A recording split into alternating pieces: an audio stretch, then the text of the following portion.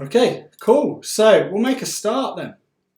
Looking forward to today's delights. Okay, so today's delights, I've made some mistakes before with these delights. So we're going to do garlic bread and we're going to do pasta. Garlic bread. Now, a mistake that I made previously, and this is what I'm not going to do today, is I actually made it quite similar to the fruit loaf that we did last week. But instead of putting sultanas and stuff in there, I actually just put garlic chunks. Now, people did query me at the time. My partner at the time was like, that's not how you do garlic bread. And I was adamant that that's how you do garlic bread. But in terms of actually when it tasted, didn't taste the best it could be. And it had little chunks of garlic throughout, which I was a bit like, that's not really how it's meant to be done. So I'm redoing it and actually doing it the way that the recipe is intended and not necessarily just replacing sultanas of a fruit loaf into a garlic bread. And yeah, I tried it out last night. It worked out fine. I didn't die. I'm here today. So it can work, and hopefully I'll show you how quick and easy it is to make it in terms of speed and ease.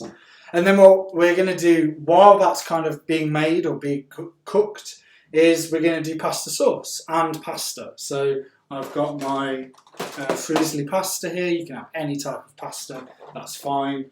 And then I'm going to make everything from the ground up. Now, I typically use sauces made by, like you find a Dolmio sauce, you find that sort of sauce.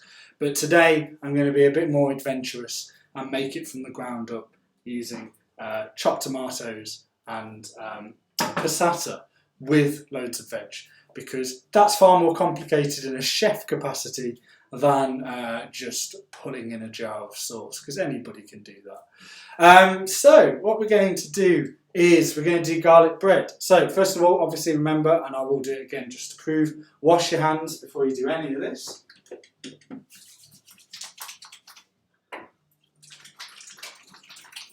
And if there's any questions throughout the whole of this, then pop them up in the side. I will be sure to answer them. If there's any queries about PKU, about this process, any of that, then by all means drop it in the chat, so to speak. So yeah, for anybody that doesn't know me, I'm Tom Shimiak. I'm based in the West Midlands in the UK. I have 8.5 grams of protein a day, and yeah, it's quite small. I've got 5.5 currently because I had cereal this morning. So a lot of the stuff that I tend to make is free food exchanges, because you want to save the exchanges for the other stuff.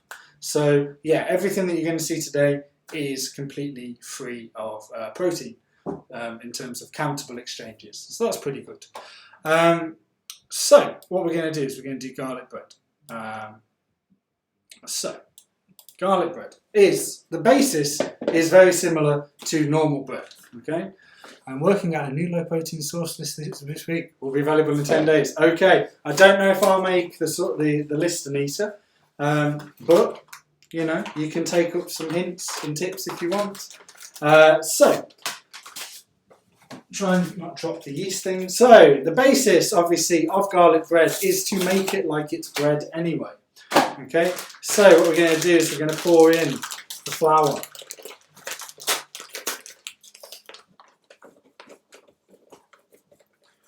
Okay, and for this, to make 2 loaves, well, I'm going to attempt to do 1, but the actual, I've already got powder on me, that's great. The recipe itself and the whole pack makes 2, not loaves, but kind of rolls, big rolls that you then do a tear and share philosophy. We'll have to mention it on. Okay, Anita, no pressure, no pressure. So what we are going to do is we're going to add in the yeast replacer, or the yeast extract.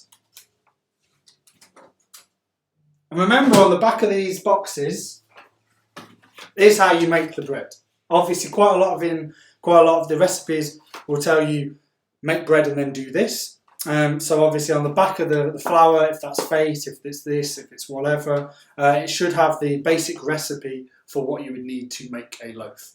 So we're going to add the mix, the yeast, and then what we're going to do is we're going to add a little bit of salt. So a teaspoon. So a teaspoon is a tablespoon. Yep, teaspoon. So we're going to add in a little bit of salt. Okay. And then the oil. Now, as it's quarantine, and as I get a weekly delivery from my mum. Unfortunately, I don't have sunflower oil this week, but what I do have is olive oil. So it does the same basic premise, so it's not an issue with that. And what we're going to do is we're going to add in 2 tablespoons of vegetable oil, but olive oil works fine. It worked fine yesterday. So remember, it's not a heap, it's just on the level. So you pour that in. Okay. It looks a lot brighter than it did last night when I was prepping this. So yeah, so we got that. Let's put them over on my as famed last week dish for spoons. So what we're going to do is we're going to stir this, and then we're going to add the water. So remember, the water is 200 mils hot, which is why the kettle's boiling, and 200 mils cold, and that will make it a kind of a very warm, but not too warm temperature. So what we want to do is we want to mix in the oil and the mix to make sure that it touches all parts of the loaf. Okay. Make sure it spreads around.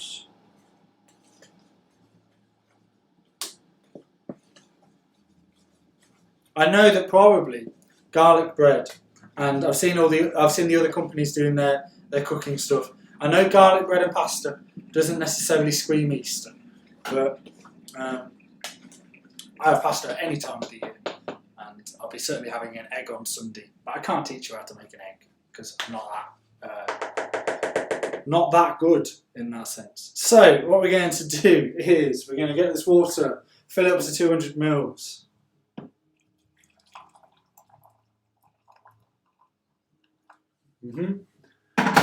And then add the cold in to make it up to 400. Okay. And then we're going to pour this in, and we're going to just give it a stir. So.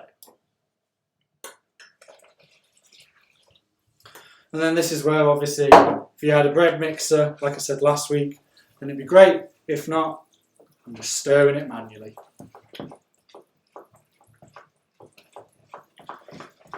So again, you want to do it until it's kind of smooth.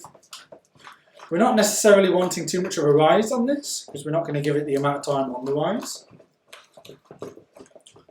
But you want it to kind of just have a little bit of movement, but not too much, because we're not going to give it the full proving time for it to move. Okay, so just keep going, make sure that it kind of drops a little bit.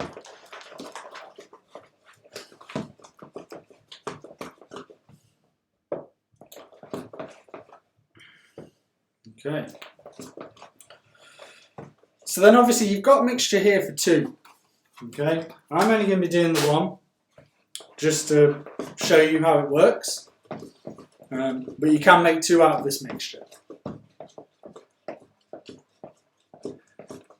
We need Tom's basic recipes. So this is the basic. To be fair, when I wasn't really cooking too much, I was very surprised at how quick it is to make a loaf, in a sense. So obviously I relied a lot on like the Movella loaves or like pre-packaged loaves. And actually when I started to make my own bread, I was quite surprised at how quick it was. Apart from obviously the proving time and the cooking time, I was actually quite surprised at how quick it generally was for to just make it complete. So we're going to get a baking tray.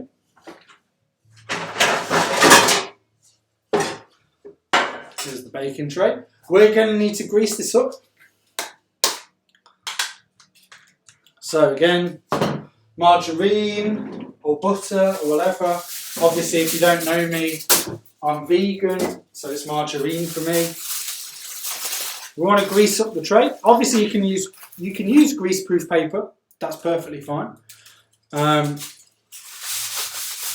Just grease it up, just so it doesn't stick.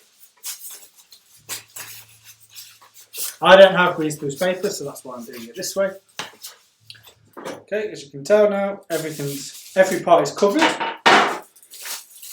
So the difference with what you want to do here is you want to basically manipulate it on the tray that becomes this kind of roll idea that's going down it. Okay. Now what you want to do with the roll is get wet hands, and wet hands can then kind of mould it and shape it and that sort of thing to be what you want it to be. So I'm going to wet my hands.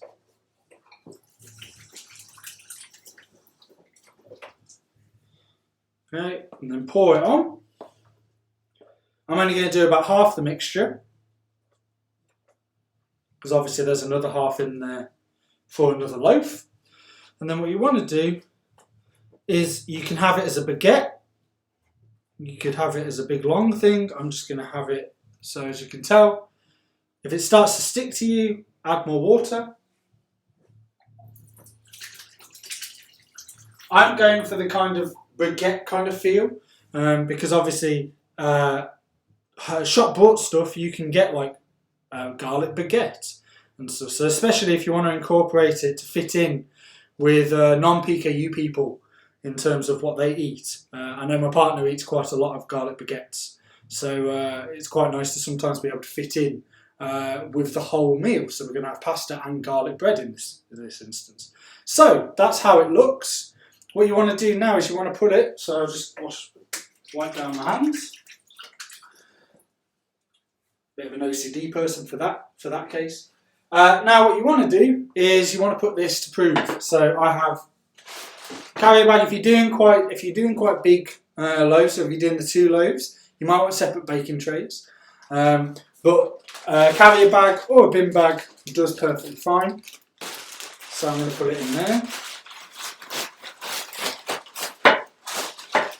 This one's quite big, this baking tray, so I might need 2 bags.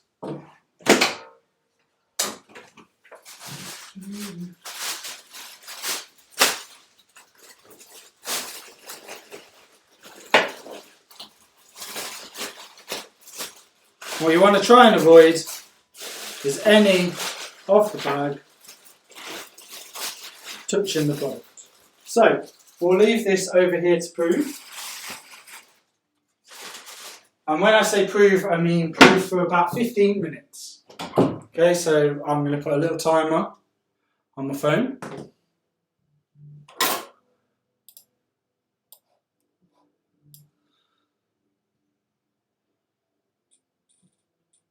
So we're going to set it for 15 minutes.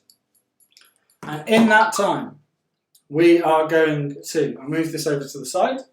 Again, you can make 2 loaves if you want. So that's part 1 of the garlic bread done, in a sense.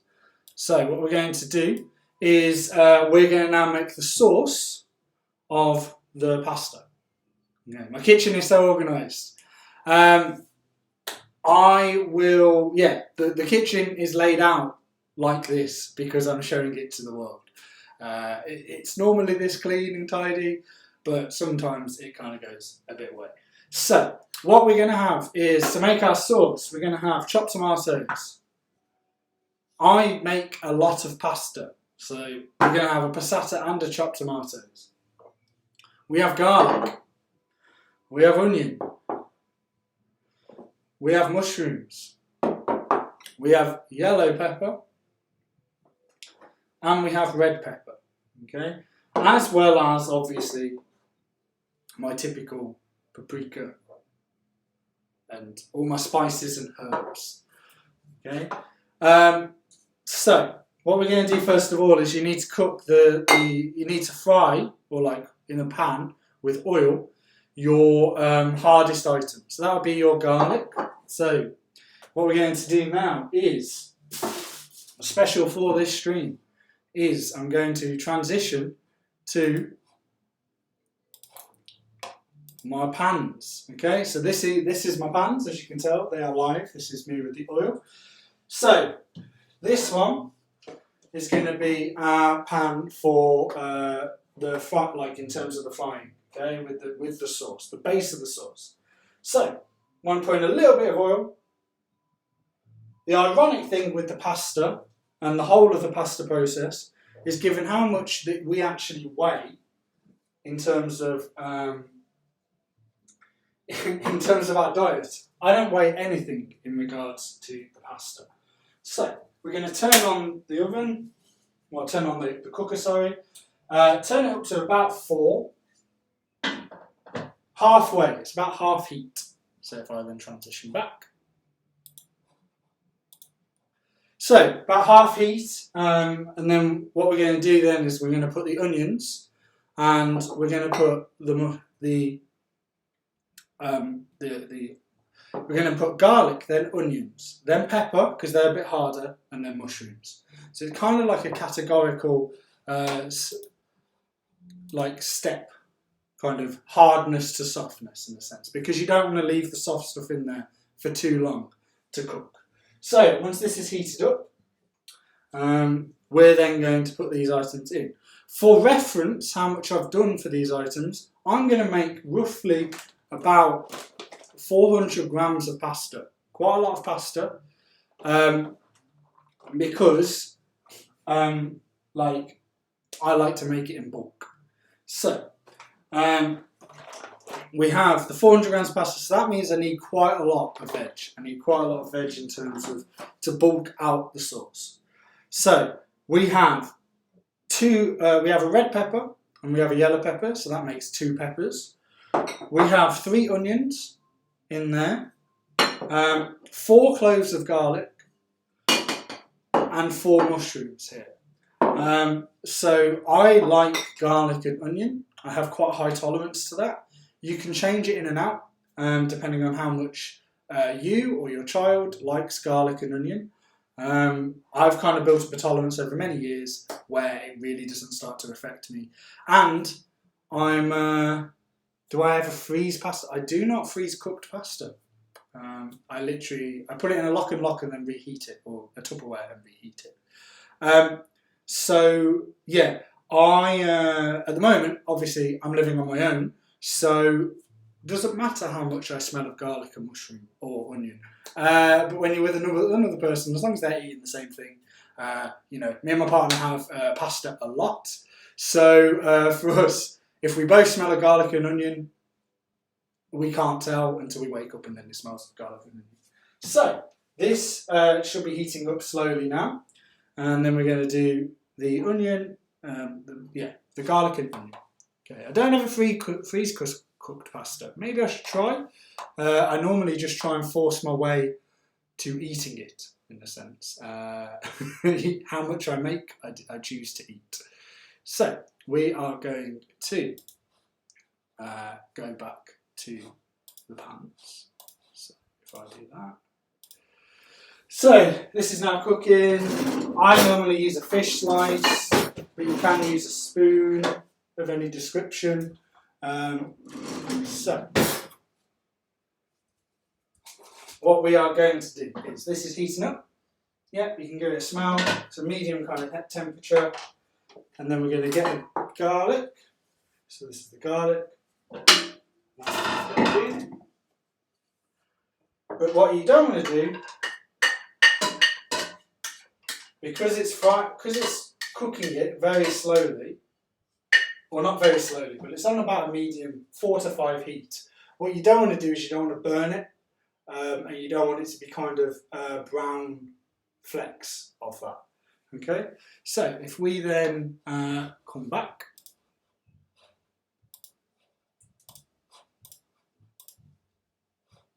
so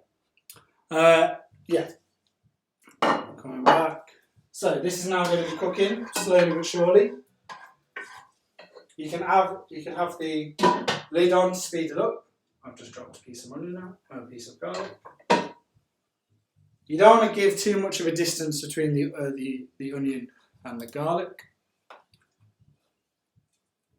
Okay, so we're now going to do the onion just as it's kind of rising. So we'll go back to the pan.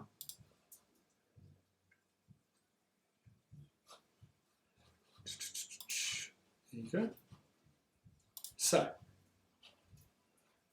what you want to do is that square on the screen. That is my focus. So we're just going to move that. So now you can see it a bit better now.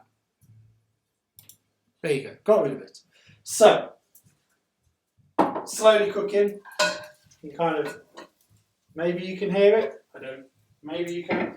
So what you want to do now is you want to add the onion in.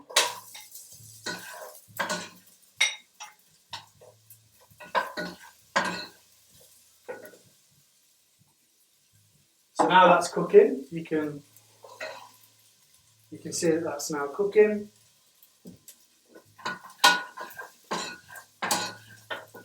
You want to keep it moving because again, this is going to be in quite a while because you're going to have this in, then you're going to have the peppers, then you're going to have the mushrooms, and you don't want to basically end up frying everything to existence because it's going to have to stay in there while the passata's in there too. So let's move back. Cool. So this is all cooking away now.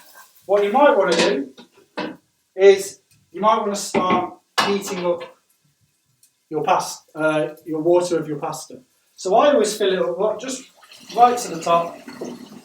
I've already pre-boiled this, so I've put in a boiling kettle in there. And then what you want to do is you want to bring this to the heat. But this is going to take about 15 minutes. And the idea with... Yep, so that's going now. Just turn that down a bit in the heat. The idea with that is you want to basically... It's going to take about 15 minutes, but once the tomato puree and the chopped tomatoes are actually going to be in here, that's going to take about 15 minutes to cook in itself. So you don't want to start the pasta too early, otherwise you're going to have to reheat the pasta. There you go, my sign's back. We're going to have to reheat the pasta ready for the sauce, which is not what we ideally want to do. Okay, so we're going to then go back to the pan and we're going to put the peppers in now. So, okay, so peppers, add in a little bit of colour. Okay, you can now see the steam. You can now see it really coming off. You want to put that in there.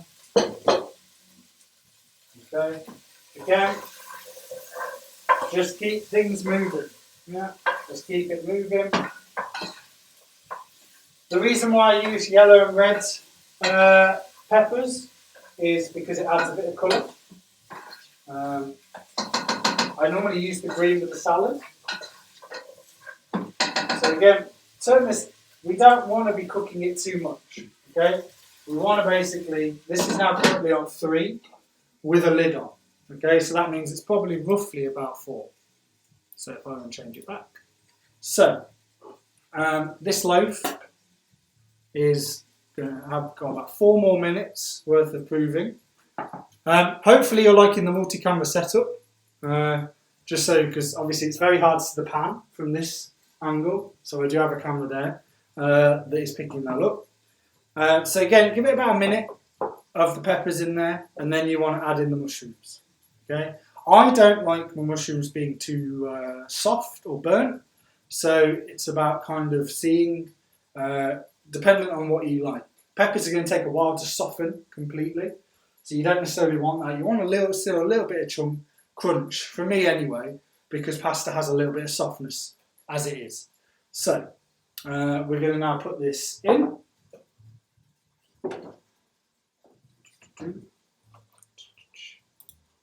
How many meals will we make one sauce last? Okay, so this is probably about 2 or 3 meals.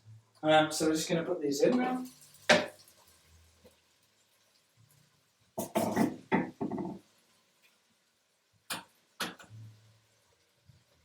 Good.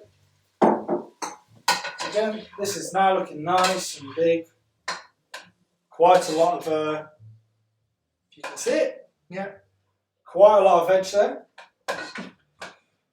So we'll leave that to just do its thing for the next couple of minutes until the bread needs proving, until the bread needs to be put in. So, yeah, so how many meals will the sauce last?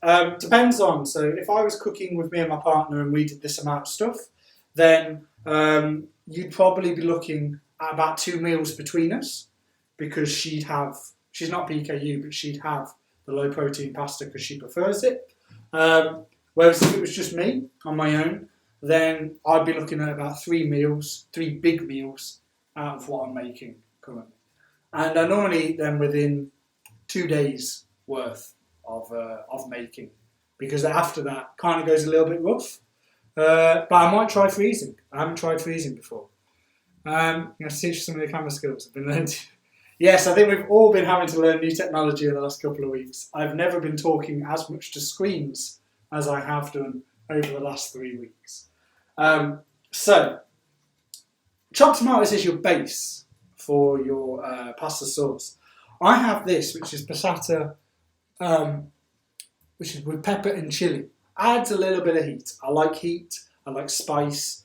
So having that as a good base really can help bring out the heat in your pasta. Okay. Other things that I have paprika, I have chilies in a jar, and I have herbs. They're going to come in at the same time as all of these, and then it really just takes all the flavours there, and it's about slow simmering in a sense, not boiling your passata or your chopped tomatoes, but a slow simmer just to make everything settle. So I'm just going to do a check on this, so let's go back. I keep leaving the spoon in there. I shouldn't do because it lets heat escape. But if you're looking at it now, you can see that the colour is starting to go out of the mushrooms. You've got your peppers, and the onions and the garlic are quite nicely fried now. Adds in a bit of heat. Smells really nice. I've now put on, just as a low heat, which you can't see on the camera, just a low heat in terms of to warm up the pasta pot ready. So we're just going to do that. This loaf should be nearly done. So what I'm going to do is I'm going to turn on the oven to about 200 degrees. There you go, 40 seconds. Timed it well. So 200 degrees, cooking that. We're going to give it a few more minutes. Oh. We're going to give it a few more minutes until we put in the passata and this sort of stuff. So I'll just clear this area, ready for what the garlic bread's looking like. It will have changed slightly, but not too much in a sense, because it hasn't had the whole amount of proving time that it had before. So it's not necessarily going to have that length of growth upwards, and it's not in a bread tin. So there you go, it's done. So thought I put it down there for a moment. I didn't. It's behind me. So let's bring it out.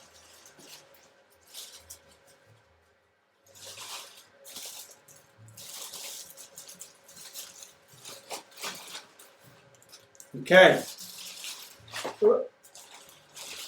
there you go. So it's got quite fat, you know. It's had a little bit of an eating splurge, and it's got quite big. But that's fine. That means you're going to come out with some long strips with that. Okay, just going to check the pasta or the sauce. That's doing all fine. So that's what it's come out looking like. What we're going to do is we're going to put it in there for about 10 minutes. And then we're going to do slices. We're going to add in the garlic after about 10 minutes worth of cooking. So it's going to go in this little home to cook.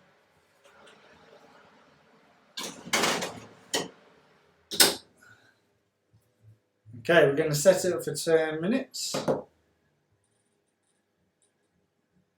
Okay, so 10 minutes to go. Camera skills technology is brilliant. Thanks. I am a filmer. I do have cameras, so I've had to learn how to do second camera work and all that sort of stuff. Because as you can tell, my kitchen is laid out for where my Mac is currently.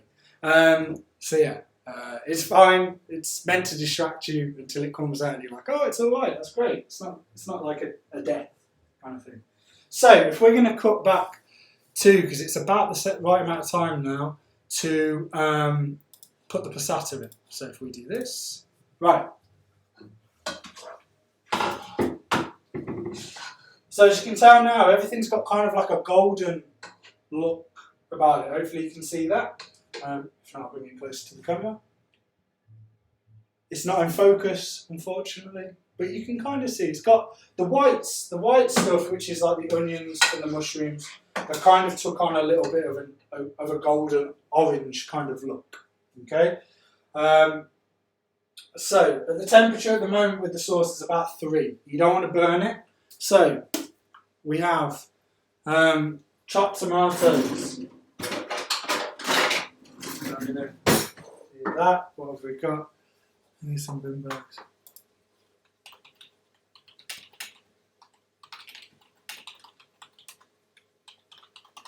Okay, looking delicious. It is. I'm very good at pasta. It's kind of one of my traits. So if we get this to work. So you want to do is you want to obviously open this can, as you can tell, pouring it in. So obviously this at the moment is just going to give you this very tomatoey base, but not much other flavour, and that's why I've got this passata in regards to adding in a bit of heat. Okay, so this might be a bit small of a hole. Yeah, it's slowly coming out. And again, because I'm making a lot, and because I'm making a lot of pasta, I'm going to just put this all in. Okay, I kind of roughly work it out to be about a litres worth of water, a litres worth of pasta liquid. Okay, so we've got that. So then what we want to do is we want to mix this through. As you can tell, it's looking a bit watery right now, but that's why we have it on the heat. If you can see, it's quite watery. There you go. But what 15 minutes worth of low cooking will do is burn off some of that excess water. Then what we want to add in, again, like I say, I don't really, we'll put them here, is these sorts of herbs and spices. You want to add this in because you want the sauce to contain that. Because again, we're doing pasta without measuring. Okay, this is all by just general feel. So I'll just put in a bit of paprika. That's quite a lot of paprika. There you go. Stir it through. Make sure it goes through the whole of the sauce. Okay. A little bit of herbs. The low heat shouldn't kill the herbs. So a little bit of herbs. So again, just a slight sprinkling. I normally sometimes put this at the end of the dish too, almost to kind of just give you that feel afterwards. And then what I have here is chilies in a jar. I sometimes use dried chilies, but this is also chilies in a jar. Again, adding in that temperature. And this works out to be about 1 teaspoon is about a medium chili. Okay, so if I can do that, you're going to see, whoop, there you go, in my focus. So as you can see, whoa, just poured some on my bin. Loads of different seeds, okay? So if we bring that back, there you go. So I'm just going to pull in a few teaspoons. There you go, and that should give it plenty of heat now. Again, heat is a judgment for people. So if we're looking now, you can see the seeds, you can see the pepper, you can see the mushrooms, that sort of thing. And what we're going to do is just going to put the lid on here and take the spoon out. And all you want is a little slow simmer. So it's currently on about 3 out of 6. Okay.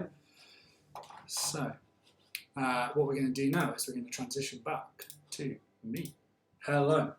So, what we're going to do while we have about 5 minutes left on the garlic, in terms of the garlic bread, is we're actually going to make the spread that goes into the garlic bread. So, I have, again here, garlic in a jar. You can use fresh garlic like I've used for the pasta, or you can use this garlic in a jar. I got this from Lidl, but you can also use frozen garlic. Frozen garlic might add a little bit more water into your bread, so try and use fresh or jarred when you can. Okay? So, what we'll do is we've got this. So this works out again. 1 teaspoon is 1 clove of garlic. And then what we're going to do, this was a little tip, rather than me, like I said at the start, putting in chunks of garlic into the bread while making it, was actually my partner and my mum recommended to put margarine and mix in the garlic. And I did this last night and it worked out well. So I just put in, again, as much as you want. So I'm doing 1 loaf. If you're doing 2 loaves, you might need a fair bit of spread. So just chunks of garlic, and then I'll need the bread knife for doing the cutting. Hello, Hannah. Hello, Hannah and Caroline. I can't believe I took you out from the garden to watch me cook inside. It is looking beautiful out there. So then what you want to do is you want to just add in the garlic into the margarine. Again, as I said, I like a lot of garlic. So, as you can tell, I've put in a fair bit. But like I said, I'm also currently quarantined alone. So, no one's going to smell me. So it's fine. So what you want to do is you want to make sure that the margarine basically picks up all of the garlic.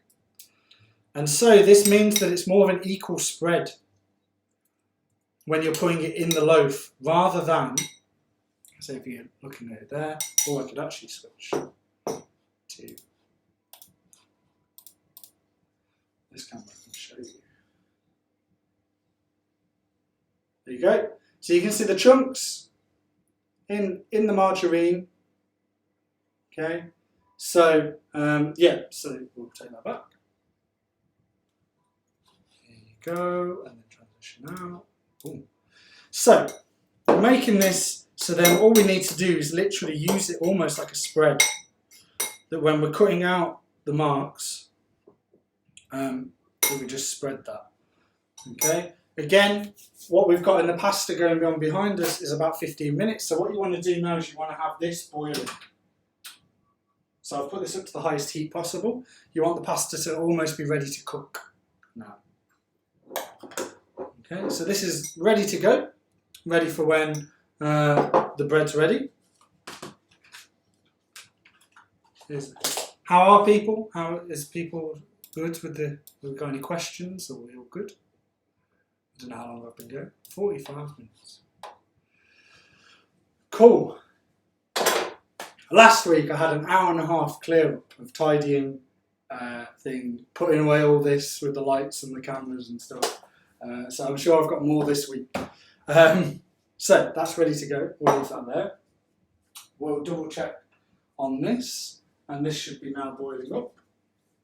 Yeah, it's getting there. So we're going to transition back to the pan. Okay, so we've got the pan. The bread temperature at the moment is about 200. You can go between 200 and 220. I'm just going to see how it is after 200. So that's steaming up, as you can tell by the noise. This is simmering away nicely, as you can tell. That's going to burn off some of the liquid. That's just some excess water. So we're going to build this up. I'm going to get the pasta. And that's the loaf. So we're going to go back. Sorry for your ears. So Normally I'd do this a bit closer to the oven, but I'm going to do it here for you so you can see it. There you go. That's looking all good. If we have a look at that, it's moving around, which means it's been greased good. Okay, so it's looking quite fat. Now, yes, last week's cooking is on YouTube. Any of these live streams.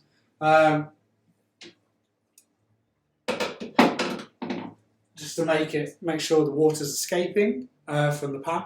Any of the live streams are like recorded, and then it goes up on YouTube afterwards. So hopefully this one's going to be a bit shorter, so people can watch it in their own time. So you're leaving the oven on, okay? You're leaving the oven on because you're going to put it back in there. So what you want to do is you want to do slices, okay? So you want to do little marks, but not going all the way through the loaf. Okay. Why you don't want to go through all the loaf is because you want to be able to put the margarine and the garlic in these slots. Okay. So, again, spoon isn't the greatest way of spreading it in. So we're going to do a knife.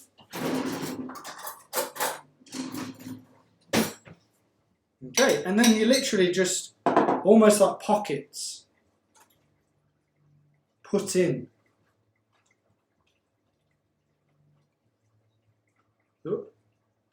Put in the garlic and the margarine. Okay, so it becomes like you're just spreading it in. And this is where, depending on the size and depends on how many loaves you've done, means that you might have to make up some more garlic and margarine. At the moment, I think I'm doing okay. But when it's a loaf this big, make sure it's spreading across the whole loaf. What you don't want to do is you don't want to have just bread. Okay?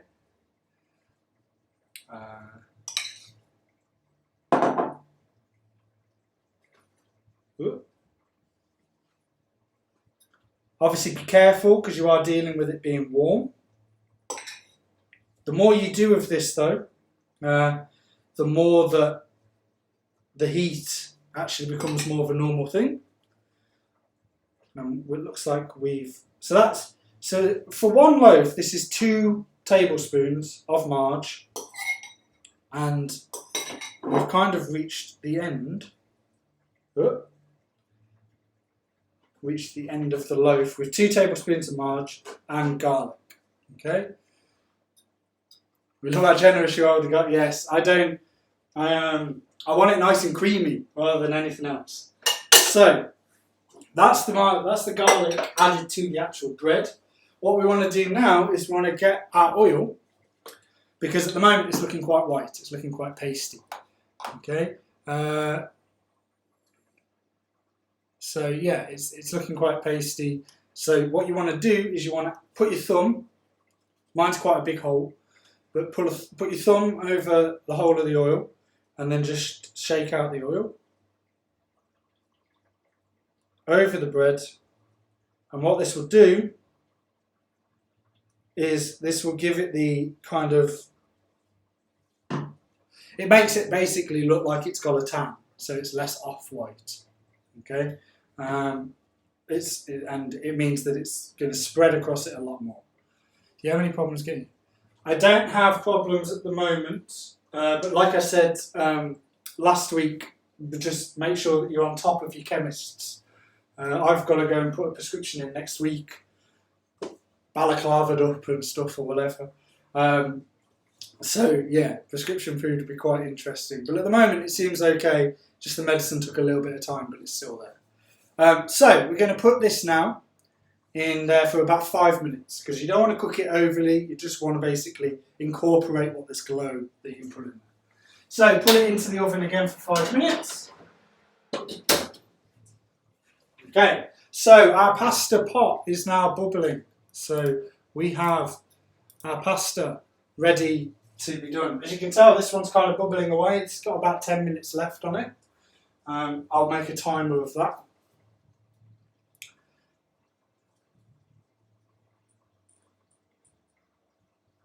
Okay, now Pasta times. As I said before, again, I don't weigh this. I literally just do it by look. Okay?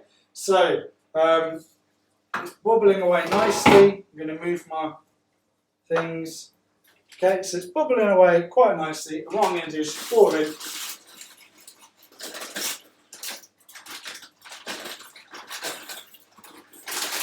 about 400 grams worth of pasta, so that's how much is left in at the end. Okay, what I should have done is added a little bit of oil while it's bubbling, so I'm just going to do that now. That stops it basically sinking itself enough. Okay, and now you want to bring that to boil. But you want to keep an eye on this, so I'm going to bring out my, I'll mainly use the fish slice. We're going to bring out we're going to bring the spoon thing, so I'm just going to zoom out a little bit. There you go, you can see a little bit better. Okay. So spoon thing, you want to keep this moving. Once it's bubbling, you want to keep this moving, okay? Because you don't want it to stick together. Fruisley isn't too much of an issue. Spaghetti is a heavy, big issue, really. So yeah, then that's cooking along quite nicely. It's getting a lot more thick. So that's going to be about 8 more minutes left on that. We're just going to keep our eye on this pasta. It's going to bubble up quite soon. Have we got any more questions?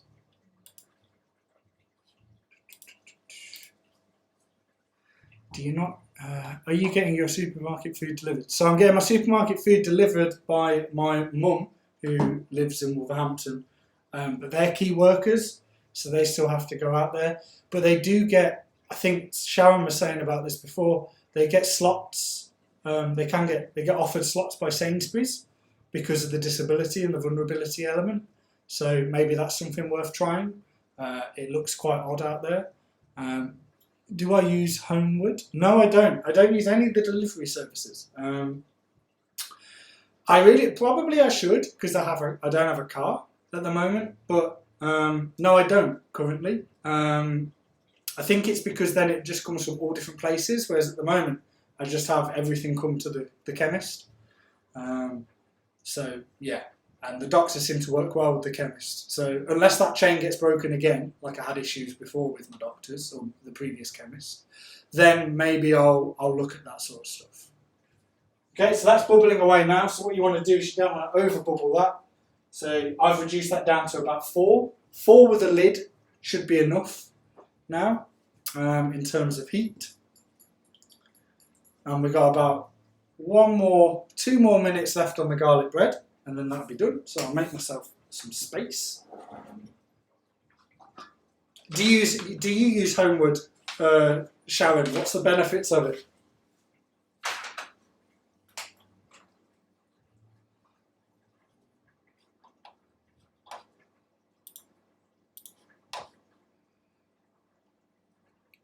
I'm just seeing if I've missed a question. The purple tin next to my pan, is that a Maximate tin? No. So the purple tin next to my thing is my Duacan. So that's my milk. I have that because that's my cereal station. Oh, you can't see it. That's my cereal station.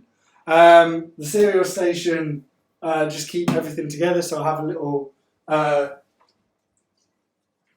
I have this, which is where I make my milk up, to then put it in the oven.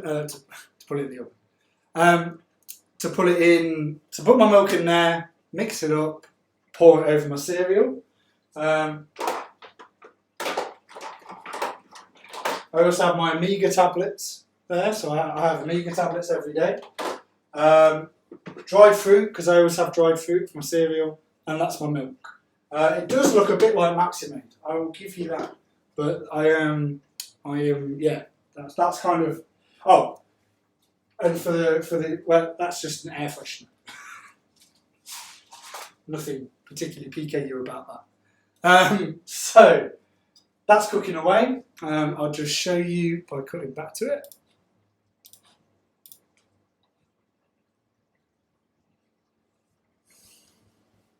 So, ignore the mess.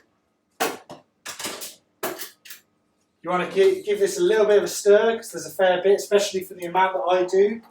You want to make sure that this is moving around a fair bit.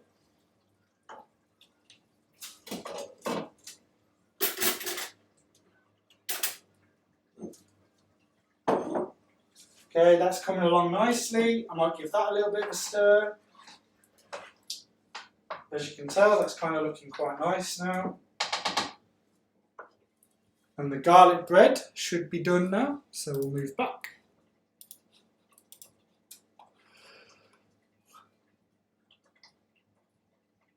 Ah, okay, they keep stock levels, that's cool.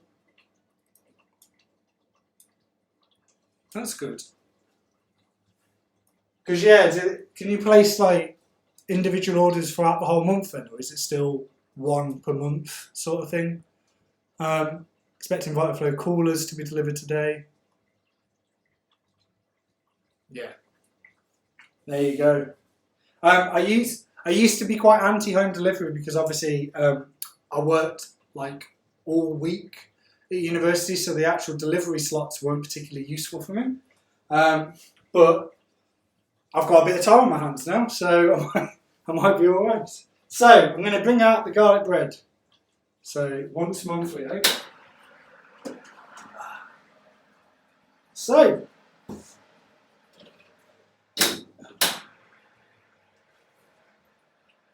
one, I've just killed my eyes from the garlic that's come out of this bread. So I'm just going to do a little knife through it to check it. But it's looking all good. It's all good. So we're going to turn off the oven. And now that I will I'll come round. This is the garlic bread. Oh, there you go. So that's the garlic bread. Now, once this is cooled, I'll get a cooling rack. But once this is cooled, then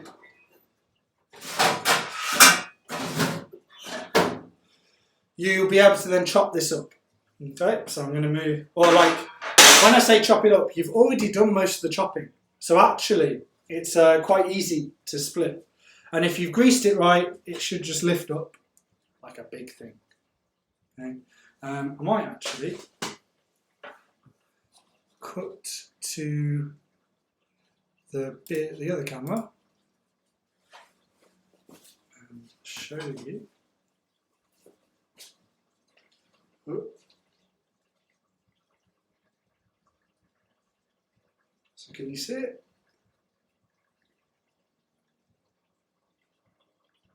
It's a bit bright, but hopefully you can see it. So you can see the little chunks. I'll take pictures of this and put it up on social media anyway. We are in focus. Okay, so if I transition back. Cool. So, garlic bread, done. As you can tell, you see it's bowing a little bit because you've done the slices. So that means it's really easy to cut when it's cool. Okay, so that's that done. So we're just going to move this to the side to cool down. If I wasn't demonstrating this to the world, I would be tidying up as I go along. But hey ho. Advantages. The monthly delivery was especially helpful. I really should try the delivery companies, but it is what you get used to. Yeah. It serves a certain few companies, doesn't it, I think? So, is there any other? That's the garlic bread. You can see the garlic bread there. Okay, we'll put this under here.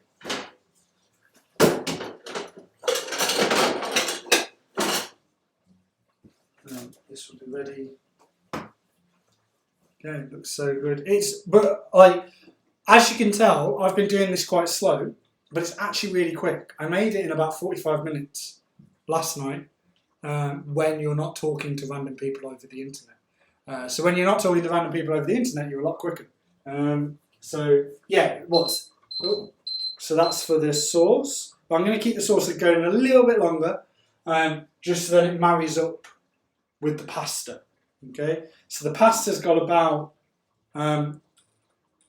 8 minutes left on it, because I put that in about 7 minutes of the 15. So a little bit of maths. That's bubbling away, and then I will get my colander out, and yeah, we'll drain it and then mix it. What I could add, actually, while this is cooking, is a little bit of pepper. So I'm just going to do that.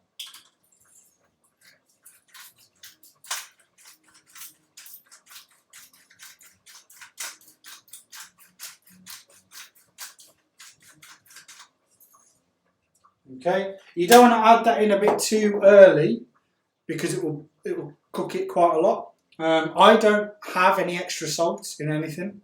I'm quite weird like that. So, but you could add in your salt and pepper if you wish. So how long have I? So I cook the pasta for about 10 to 15 minutes on a high heat, and that seems to do the trick. I don't mind it with a little bit of chew, sort of thing. So yeah, that's how long I typically cook it for. And just obviously, when you're cooking the sauce from scratch, that can kind of take a little bit longer. Whereas if you're using a jar thing, you normally can start the cooking of the pasta and the sauce at the same time, if you're using the jar, and they kind of finish together. But when you're cooking it all from scratch, it's a little bit different. So yeah, just make sure that I stir the pepper through.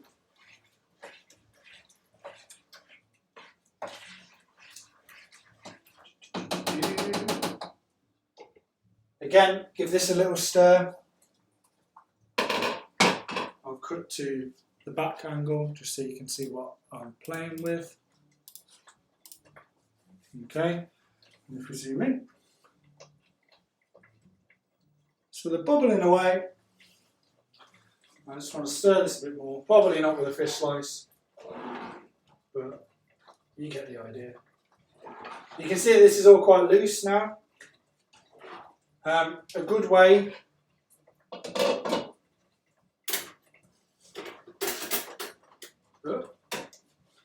and this is looking nice now, nice and thick. There's a mixture.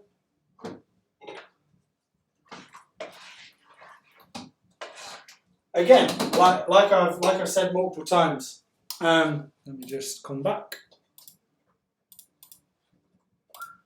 Like I said multiple times, I have a lot of pasta, so that's why I'm making so much. You don't have to have so much pasta, so much veg, so much sauce, that sort of thing. If you are wanting to make just a specific meal, rather than a long period of time sort of meal. A thing that I did think about last night was, instead of doing garlic bread, you could do chili bread, but just do the same premise, where you replace the garlic with the chili, and that could be quite nice with the sort of like with the quite nice difference in a sense. Yeah, so if your sauce is looking a bit watery, it's not looking too bad for me, I would say. Let me just double check. Yeah, that's fine. I like all my sauce going through all of my my pasta, but some people like it just in the middle. So if you like it quite thick, a way of thickening up passata and the chopped tomatoes is by adding in tomato puree, because obviously that's more concentrated, but it's more thickening, so that will thicken up your pasta a lot more. I like it quite liquidy to make sure it goes across all the pasta, but each to their own. What other sauces do you make? So I make curry sauces. I do a variety of pasta sauces, but just with the different types of vegetables. So I do have a courgette in. I could have put a courgette in my pasta sauce, but the main staple that I usually do is onions, mushrooms, and peppers. What I can also add, which I do sometimes, which I'll go get, is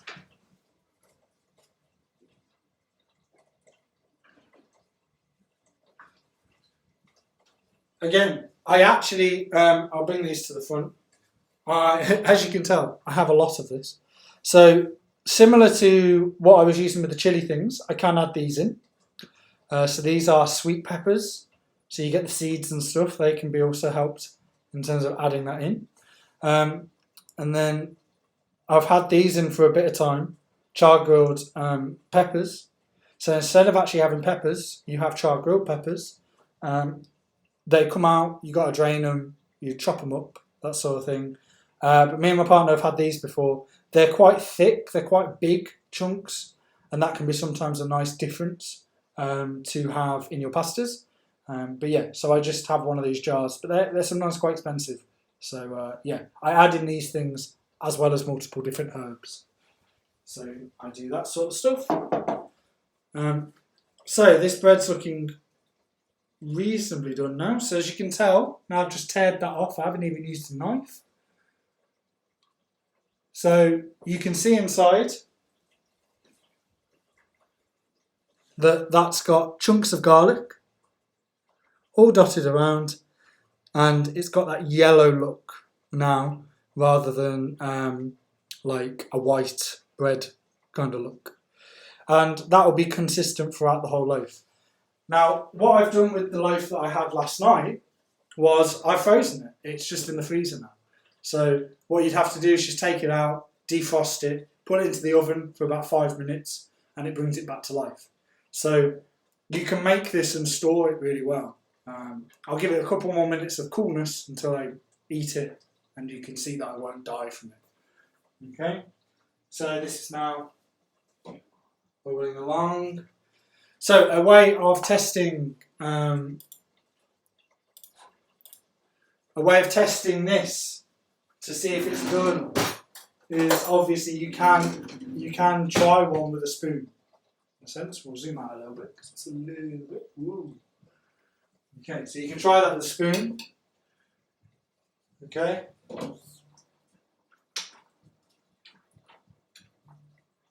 Mind your hands. If a piece wants to cooperate. Right.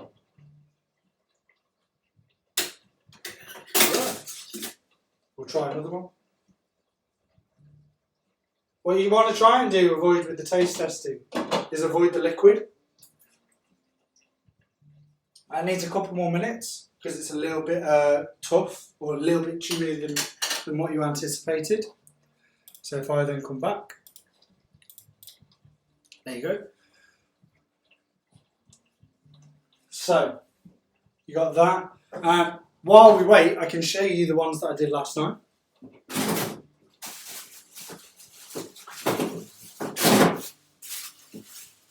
So you can put them in freezer bags.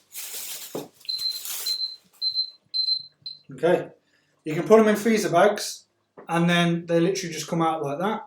Obviously today's loaf is looking a lot better because I know what I'm doing a lot more. But I put them together as like a group of 3 because then that's a nice little side dish for like a meal. If it was the pasta, if it was a salad, if it was like, even if you want to have it with like some potato items or something like that, you can have it alongside. Okay, so that's how you can store it in the freezer. That's how I'll be storing this in the freezer because I'm not going to eat the whole loaf today. But that's how I will be storing it.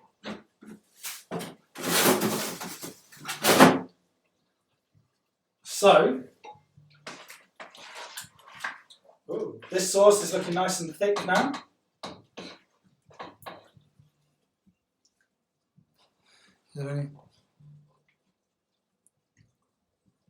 Yeah, like the pepper jars in mind, yeah. But also what is quite, I use, if I'm lazy, and sometimes I am lazy, I purely just use frozen. So I've purely done a whole thing of based with frozen garlic, frozen onion, frozen pepper. It tastes pretty much the same. It's just that also, for if you're feeling lazy in the evenings, that's really quick. So you literally just put it all in. It might take a little bit longer to cook the sauce because you're going to have to defrost the veg, but actually it's a lot quicker. You just put it all in one pan and it's done. So I can actually have pasta done within about 20 minutes, 25 minutes from the start, if you're using frozen. What other sauces do people make? I might take inspiration from other people. So, let me know what sauces I should try, because obviously we only know what we are used to. Okay. What we'll be doing is I have 2 different colanders. So I have this one, which is really useful because it's really small, but then it flips out and it's like easy self-storage to put in something. Just attach myself. But this is quite nice for like if you're doing 1 meal or a 2 meal sort of thing. And then I have a big industrial one which sits on the sides of sinks. You can put it in the sink and it fits any size of sink, and that's more so for the bigger amount of pasta. So that's what we'll be using today, just because this one's quite small. But this one's really useful for anything, really. It's just about the volume that you're doing it at. Okay. So that's looking near enough done. So I'm just going to transition to show you the back again. Okay, so if you're looking at the sauce now, it's a lot more thicker. I could thicken this up with tomato puree if I wanted, but it's a lot more thicker. This is pretty much done now.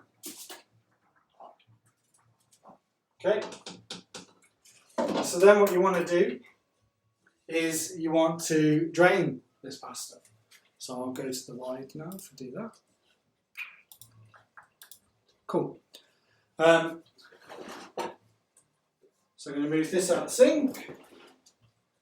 Okay, put the drainer in. I mean, I could actually.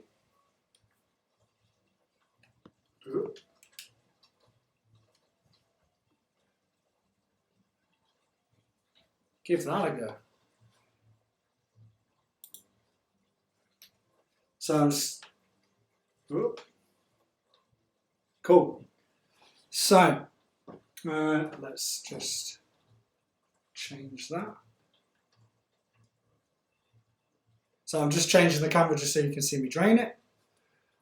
So let's transition. Cool. So now you can see my strainer. So what we're going to do is you should have a little bit of hot water, or boiling water preferably. So I'm just going to hit that up. So that's what I'm saying about the strainer. So that strainer attaches to the sides, it keeps it all thing. The only problem is you can't move the stock of the food. You can now see my delightful cacti and that sort of thing. So this pasta, what you want to do is take it off the heat and then strain it. Nice amount of steam. Okay, and then I leave this pan that I've just emptied. That's now going to be the pan that I put the pasta back in, and that's going to be where I mix everything up. So we'll put that on here, which you'll see in a minute. Now, the reason why I'm boiling the kettle is you want to run hot water through this, because obviously it's quite starchy. The pasta is quite starchy, so you want to try and avoid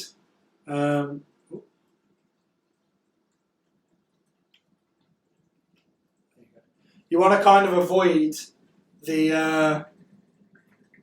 leaving as much starch in it as possible, because then it feels quite gloopy, and then that adds into the pasta sauce. So just run it through just to get the final bit of starch off the pasta. Okay, let it drain for a little bit. Okay, and then we're going to transition back here. There you go. So now I've got the pan here that's going to be almost your base. So this is your base to have all your pasta in. Okay, you want to pour this in, because I'm making this up as if it's consistent throughout the whole thing. So in regards to it's all going to be the same. So if you wanted to have this, you present onto a plate and then pour the sauce on the plate, that's fine. What I try and do is I just put all my sauce through my pasta and then I just decide what portion size I want to do with that. So I'm going to move my camera around in the hope that that might pick up. There you go, cool. So if we transition. So you can now see the pasta. Okay, so pasta wise, and you can see my keyboard. There's my keyboard. You can't see the keyboard normally, but you can see it now. So the sauce is looking quite nice now. Looking quite, if that's focused. Yeah. It's quite thick. You can see all the chunks. The liquid's kind of gone now. Smells nice. I would say that, wouldn't I? But so what we're going to do then is I just literally pour this in.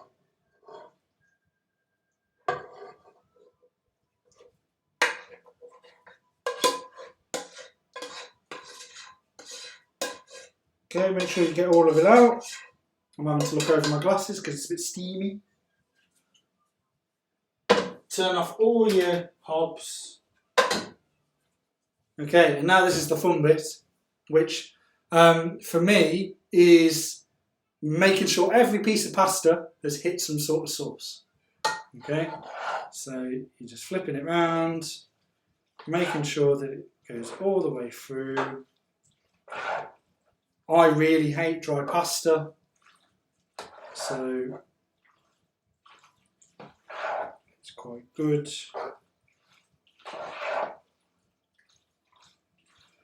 So as you can tell now, every piece of pasta has now hit into the sauce, and you've got a nice selection now. You can see the peppers, you can see this sort of stuff.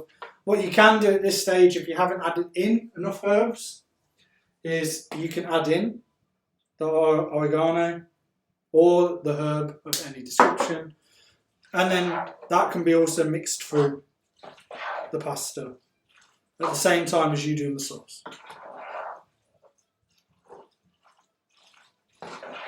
Okay. So yeah.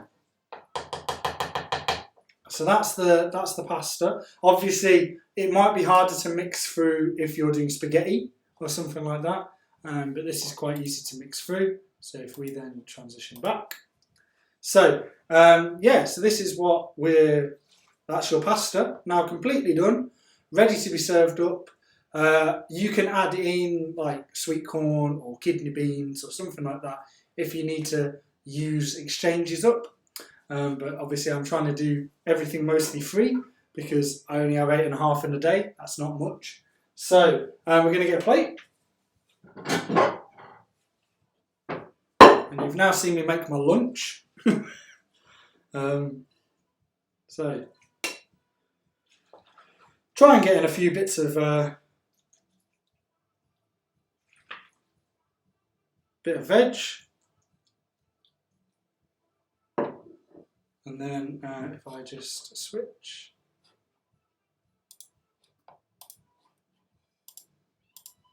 Okay. And then what you can do is you can take one of these, something proportional to the size. Maybe I'll have 2. And that is your meal. Now what I do with this is obviously I could freeze it, as Anita suggested. Or what I normally do is put in one of my industrial lock and locks, and once it's cooled down, put it in the fridge. And then once it's put in the fridge, then I can have that case of like, that's my lunch, that's my dinner, take it out, reheat it. When you're reheating, you can add in more sauce, because obviously sometimes people make too little sauce, that sort of thing. But yeah, so that is the meal that we have successfully done. There you go. What are people thinking to that? Does it look quite nice? It's quite a mixture of colours. Obviously, depending on what veg you have in here, depends on what colours you would have. And then if you look at the garlic bread, you can see the chunks. Oh, and it focuses. There you go. You can see the chunks in there and the margarine, and then that's just a nice little accompaniment that will kind of offset. One, yeah, you're going to be very garlicky, but two, it kind of offsets the pasta. So yeah, that's kind of me in a nutshell. So yeah, it's a little bit shorter than what we did last week, just because I want people to be able to watch this back and coherently follow.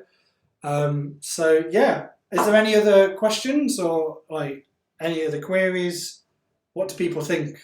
Does it look? Will you be trying it? I'll write up the recipes and include them in the comment or the bio, like the description of the video. Because obviously I've kind of just done it from what I know rather than an official recipe. Apart from the garlic bread is a recipe. And to prove that it's all good, I will try some.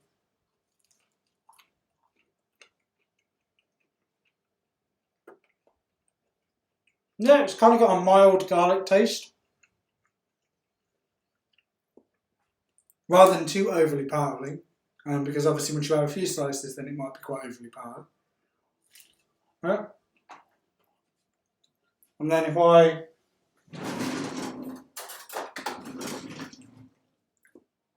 have a little bit of pasta from here.